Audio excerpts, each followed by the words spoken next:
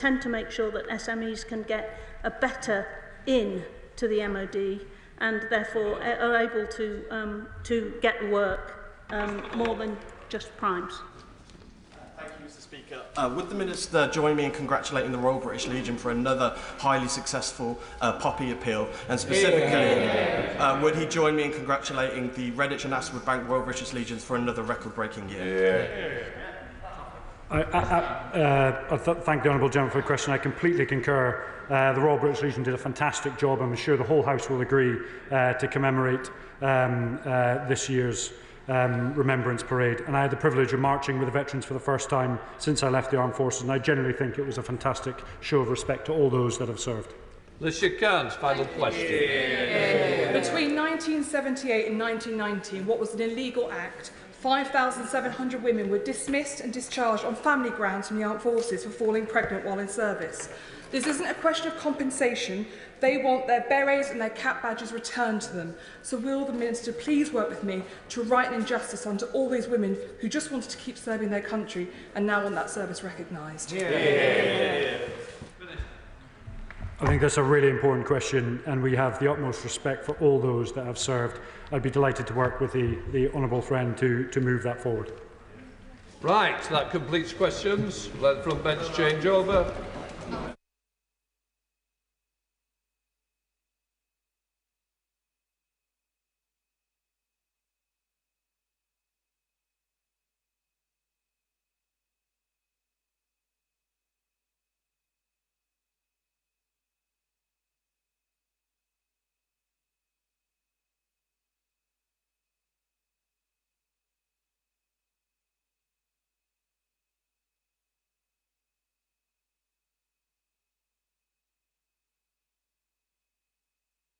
Right, let us come to the first.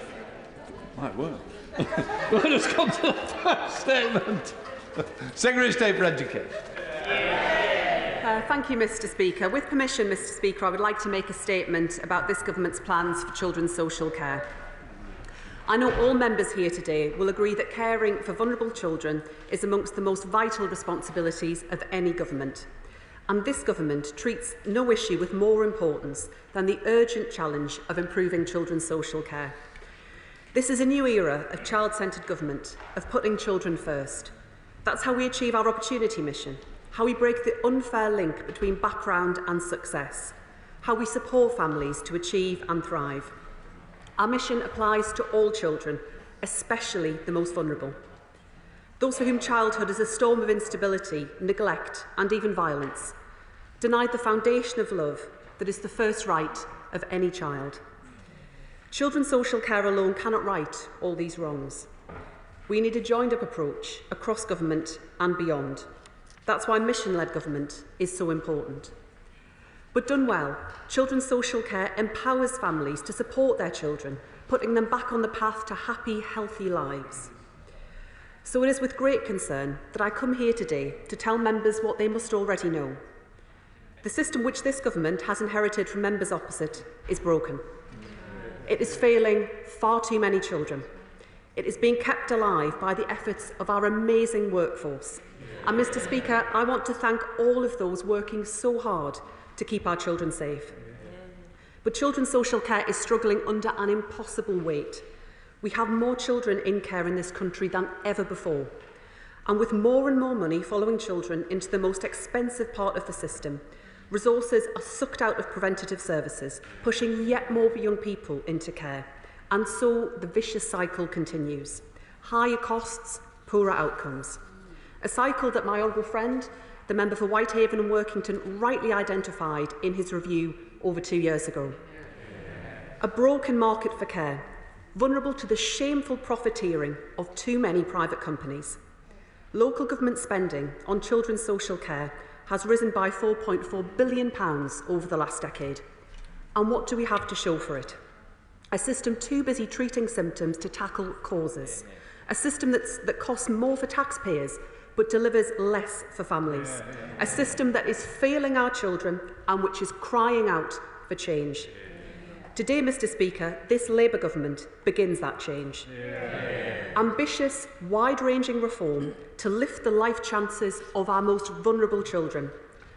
I am pleased to announce the publication of a policy statement that puts children's social care back in the service of children and families, breaking the cycle of crisis intervention. This is the biggest reform of children's social care in a generation, and it starts with the acknowledgement that wherever possible, children should remain with their families. That is where children belong. It is on that foundation of family love that children can live happy lives. That's why early intervention, tackling problems before they escalate, holds the key to brighter futures for our children. So we'll simplify the way we fund local government next year, consolidating more than £400 million of children's social care funding within the local government finance settlement. And with immediate effect, we will suspend the payment by results aspect of the Supporting Families funding. We'll renew the way that we work with the sector, co-designing services together to meet the needs of children and families in their communities.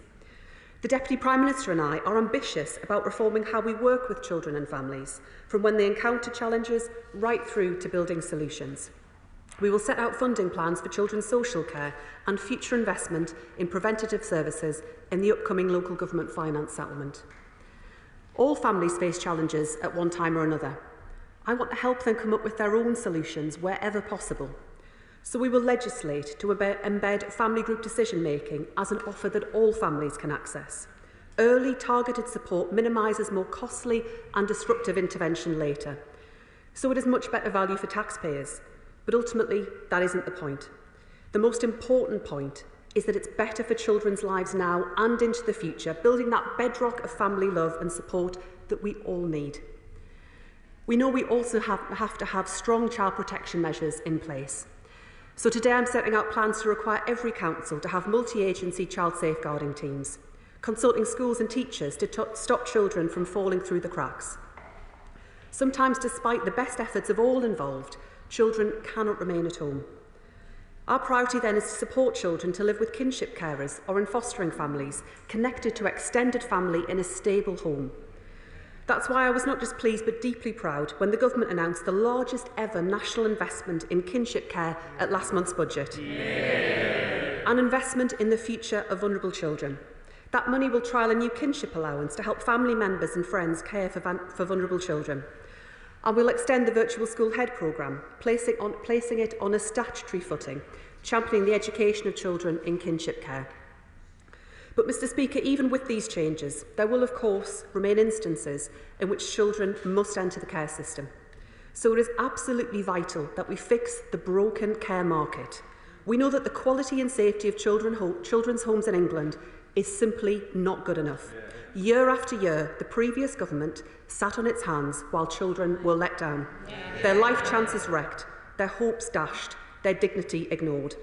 I know many members opposite shared the disappointment that I felt as ministers in the last government ignored these issues, left them to drift when they could have gripped them, as this government does today. So we will act decisively, helping children to remain close to the people who love them wherever possible, and ending the reckless profiteering of some providers. We will rebalance and stabilise the placements market, including through establishing a financial oversight scheme for the very first time. We'll make the market more transparent and empower local authorities to collaborate on placements, including through regional care cooperatives.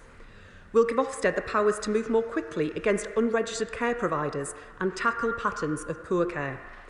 These are actions to fix the care market. But be in no doubt, if companies continue to make extreme profits at the cost of vulnerable children, I will go further and harder. We will introduce new powers that allow government to directly cap the level of profit from children's social care placements. At their best, private providers can help improve the lives of vulnerable children. But where the focus drifts towards exploitation in the pursuit of profit, be in no doubt, I will act.